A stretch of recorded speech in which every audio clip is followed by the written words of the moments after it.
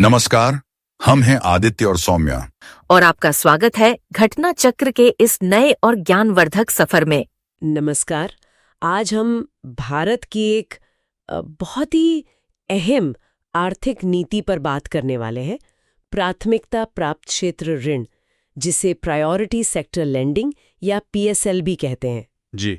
हमारे पास प्राथमिकता क्षेत्र ऋण नीति और प्रभाव इस नाम के दस्तावेज से कुछ खास जानकारी है। हाँ। और आज इस चर्चा का मकसद है इस पूरे सिस्टम को समझना कि ये कैसे काम करता है, क्यों ये ज़रूरी है और आरबीआई ने हाल में इसमें क्या नए बदलाव किए हैं। बिल्कुल, ये एक काफ़ी महत्वपूर्ण विषय है। सोचिए, भारत में बैंकों के लिए ये अनिवार्य है कि वो अपने लोन का एक तय हिस्सा कुछ खास सेक्टरों को दें। ये अपने आप में ही काफ़ी दिलचस्प है ना? बिल्कुल है। चलिए इसे थोड़ा और गहराई से समझते हैं।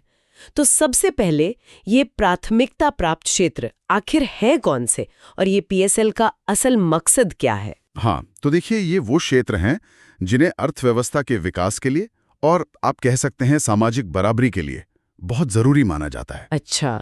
रिन्यूएबल एनर्जी, सामाजिक बुनियादी ढांचा और समाज के थोड़े कमज़ोर वर्ग। तो पीएसएल का सीधा उद्देश्य यही है कि इन ज़रूरी क्षेत्रों तक बैंक का लोन मतलब पैसा आसानी से पहुंचे, ताकि विकास सब तक पहुंचे। हाँ, ताकि विकास का फायदा सब तक थोड़ा बराबर रूप से बट सके। अच्छा, तो ये इसका मूल सिद्धांत है। हाँ। अब स्रोत में आरबीआई के निर्देशों का भी जिक्र है। इसमें मुख्य लक्ष्य क्या तय किया गया बैंकों के लिए? हाँ, ये आंकड़े काफी दिलचस्प हैं। आरबीआई के जो ताज़ा निर्देश हैं, जो मेरे ख्याल से 1 अप्रैल 2025 से लागू होंगे, जी, उनके मुताबिक सभी जो अनुसूचित वाणिज्यिक बैंक हैं और वो विदेशी बैंक जिनकी 20 से ज्यादा शाखा हैं। हाँ, अच्छा, टेक्निकल टर्म्स हैं ये। हाँ, तो इनमें से जो भी ज्यादा हो उसका कम से कम 40% हिस्सा इन प्राथमिकता वाले क्षेत्रों को देना ही होगा। 40%? वाह, ये तो बैंकों की लोन बुक का एक बहुत बड़ा हिस्सा हुआ। जी हाँ, काफी बड़ा हिस्सा है। क्या इस 40% के अंदर भी मतलब अलग-अलग क्षेत्रों के लिए कोई छोटे लक्ष्य, कोई सब टारगेट्स हैं? हाँ, बिल्कुल। यहीं पर ये नीति और भी ज्यादा फोकस्ड हो जाती है। कैसे? देखिए, इस 40% में से कम 18% कृषि क्षेत्र के लिए रखा गया है। 18% एग्रीकल्चर के लिए? हाँ, और इसमें भी एक और शर्त है कि इस 18% का भी 10% हिस्सा छोटे और सीमांत किसानों के लिए ही होना चाहिए। ओहो, यानी स्पेसिफिकली छोटे किसानों पर ध्यान। बिल्कुल। इसी तरह जो कमजोर वर्ग हैं उनके लिए 12% का लक्ष्य है और एमएसएमईज मतलब छोटे उद्योगों के लिए कम से कम 7.5%। अच्छा। हाँ, तो ये दिखाता है कि कोशिश सिर्फ लोन देने की नहीं है बल्कि सही और जरूरतमंद लोगों तक या जरूरतमंद क्षेत्रों तक पहुंचाने की है। समझ गई। अच्छा, स्रोत में छोटे वित्त बैंकों यानी एसएफबीज के लिए पीएसएल लक्ष्य में हुए एक हालिया बदलाव का भी जिक्र है। उनका लक्ष्य 75% से घटाकर 60% कर दिया गया है। हाँ, ये एक अहम बदलाव है। इसके पीछे क्या वजह हो सकती है? 75 से 60 तो काफी कमी है। हाँ, ये एक महत्वपूर्ण सवाल है और इस पर थोड़ी चर्चा भी है। देखिए, लक्ष्य घटाकर 60% करने का एक कारण तो ये हो सकता है कि एसएफबीज को अपने कामकाज में थोड़ी और सहूलियत, थोड़ी फ्लेक्सिबिलिटी दी जाए ताकि वे ज्यादा दबाव महसूस ना करें।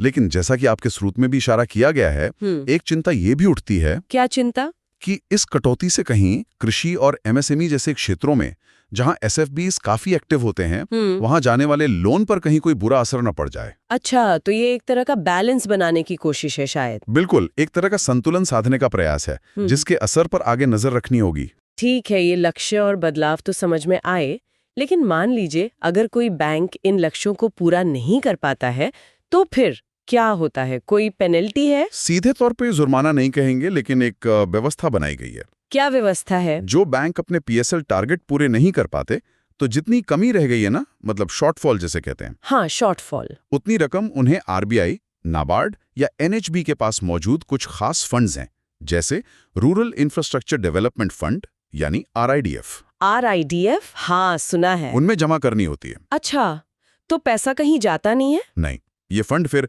आप समझिए ग्रामीण इलाकों में सड़कों, पुलों या सिंचाई जैसी जो बुनियादी ढांचा परियोजनाएं होती हैं, उनके लिए इस्तेमाल किया जाता है। तो मतलब अगर बैंक ने सीधे लोन नहीं दिया तो भी पैसा घूम फिर कर प्राथमिकता वाले क्षेत्रों के विकास में ही लग रहा है। बिल्कुल सही। ये एक तरह से अनुपालन सुनिश्चित करने का तरीका है कि वो पैसा कहीं ना कहीं उसी दिशा में जाए। तो कुल मिलाकर देखें तो पीएसएल भारत में एक काफी महत्वपूर्ण टूल है।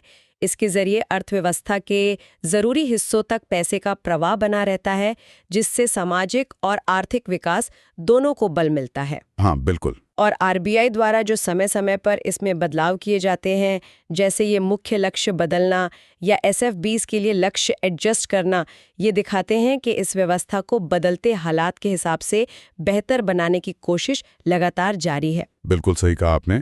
और यहाँ एक सोचने वाली बात ये भी रह जाती है, एक फाइनल थॉट कह सकते हैं, बताइए कि ये जो अनिवार्य लोन के लक्ष्य तय किए गए हैं, इनका जमीनी हकीकत में असर आखिर कितना होता है? क्या ये पैसा बाकी उन लोगों तक, उन छोटे किसानों या उद्यमों तक पहुंच रहा है जिनके लिए बनाया गया है? हाँ, ये एक अहम सवाल है। और क्या हम इसकी प्रभावशीलता को, इसके इम्पैक्ट को और बेहतर तरीके से माप सकते हैं? ये कुछ ऐसे सवाल हैं जिन पर शायद आगे और पड़ताल करने की जरूरत है। मतलब नीति कागज पर जितनी अच्छी दिखती है, वो अमल में कितनी कारगर है, ये देखना हमेशा जरूरी होता है। बिल्कुल, ये वाकई सोचने वाली बात है।